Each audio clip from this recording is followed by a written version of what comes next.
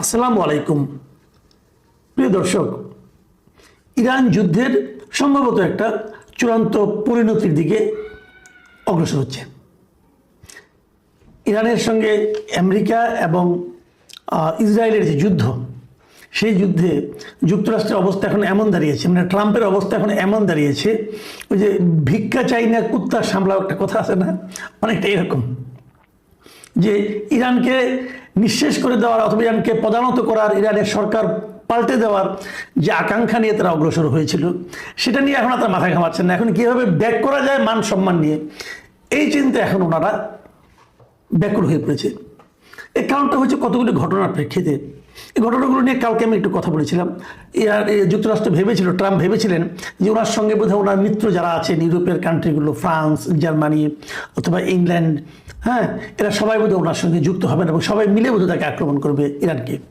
কিন্তু এরা কেউই ওনার সঙ্গে সায় দেয়নি।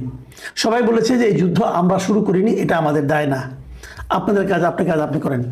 এবং সবাই এই যে পিছু টান দিয়েছে, কেউ যে তার সঙ্গে নেই, একমাত্র ইসরায়েল ছাড়া। এই জিনিসটা আমেরিকার ভেতরেও, মানে যুক্তরাষ্ট্রের ভেতরে যারা নাগরিকরা আছে তারাও কিন্তু এই একই কথা বলছেন।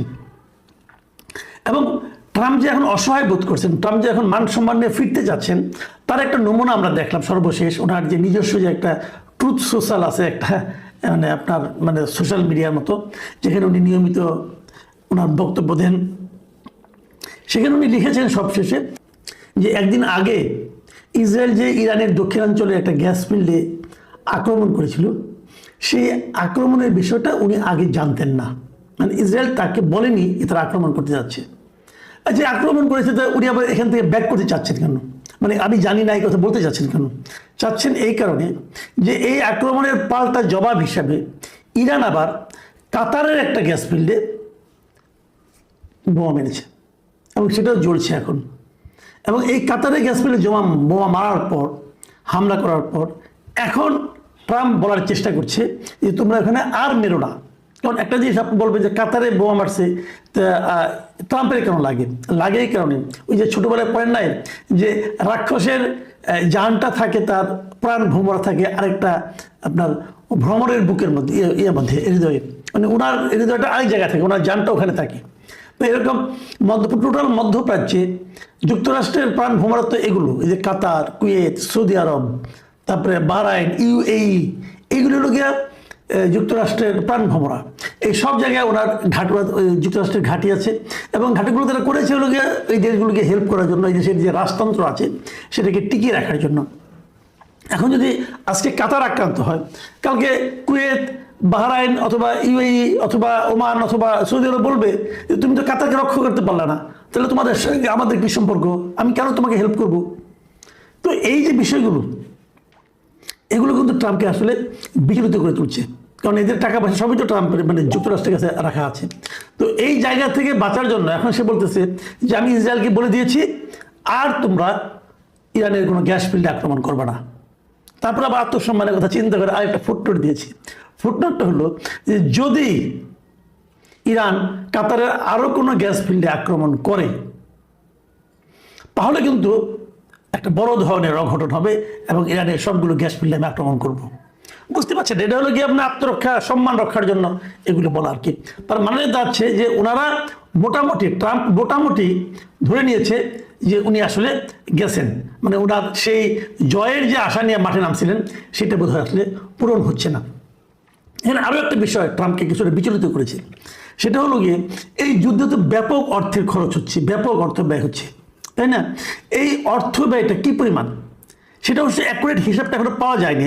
তবে একটা জিনিস পাওয়া গেছে, সেটা হলো এরই মধ্যে পেন্টাগন হোয়াইট হাউসকে চিঠি লিখেছে যে যুদ্ধের এখন যে পর্যায়ে আছে, যদি দ্বিতীয় পর্যায়টা আপনারা শুরু করতে চান, তাহলে আমাদেরকে আরও $200 বিলিয়ন দিতে হবে। মানে পেন্টাগন হোয়াইট হাউসের কাছে $200 বিলিয়ন চেয়েছে এই যুদ্ধের সেকেন্ড ফেজ চালু রাখার জন্য। তাহলে প্রথম ফেজে আরও বেশি খরচ হয়েছে, সেটা কত হতে পারে? এই যে বিপুল অর্থ যাচ্ছে, এটা কার অর্থ? এটা কিন্তু যুক্তরাষ্ট্রের একজন সিনেটরের অধীনে একটা বক্তব্য শুনলাম, একটা ভিডিও দেখলাম, উনি বলতেছেন যে এই যে বিপুল অর্থ যাচ্ছে, এটা কার টাকা? এটা যুক্তরাষ্ট্রের জনগণের টাকা।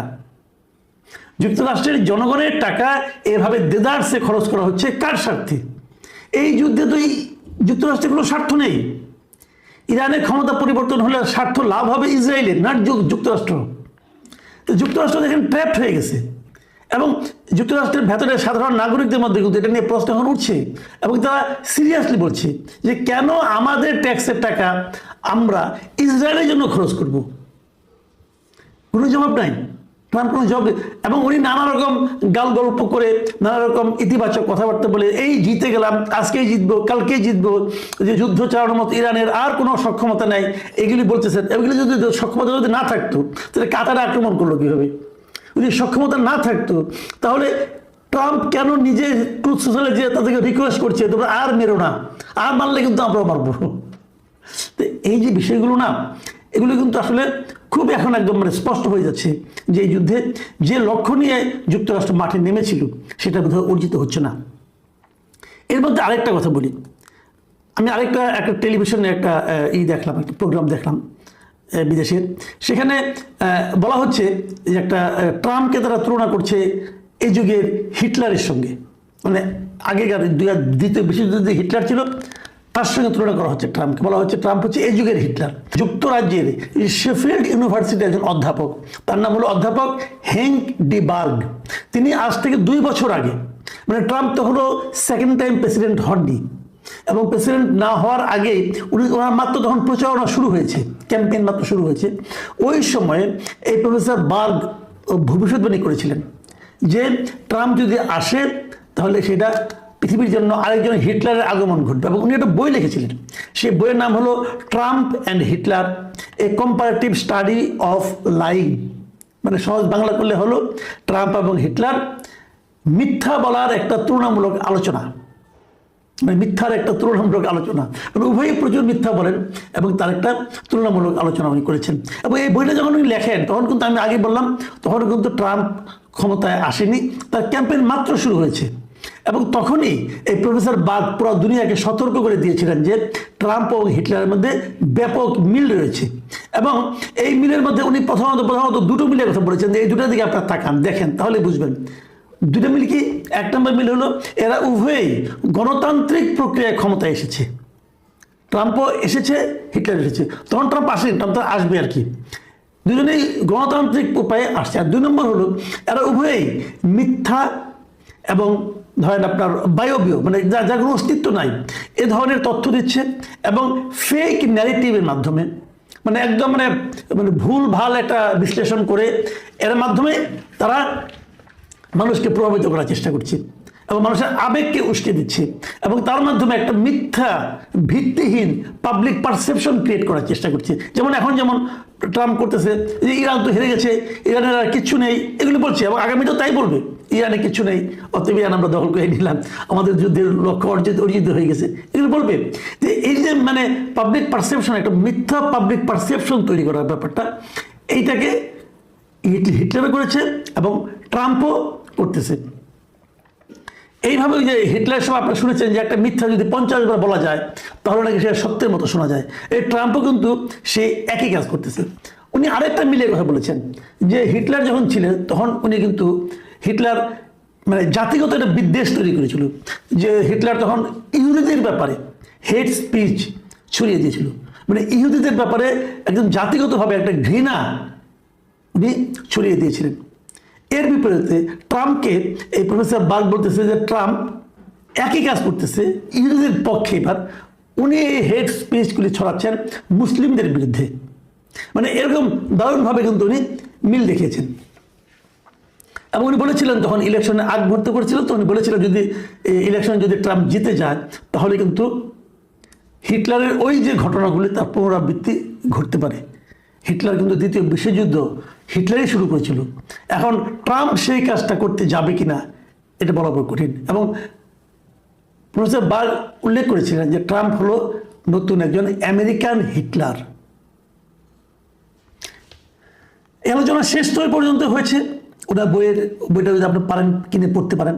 কিন্তু যে প্রসঙ্গটা আমি মানে আলোচনা করতে চাই সেটা হলো ট্রাম্প কেবল নিজে হিটলার হয়ে গেছেন, হিটলারের মতো আচরণ করছেন তাই না, একই সঙ্গে উনি কিন্তু যুক্তরাষ্ট্রের যে বিশ্বব্যাপী একটা ইমেজ ছিল সুপার পাওয়ার হিসাবে, একটা ব্যালেন্সিং ক্যাপাসিটি ছিল, সেটাও কিন্তু ট্রাম্প নষ্ট করে দিয়েছে।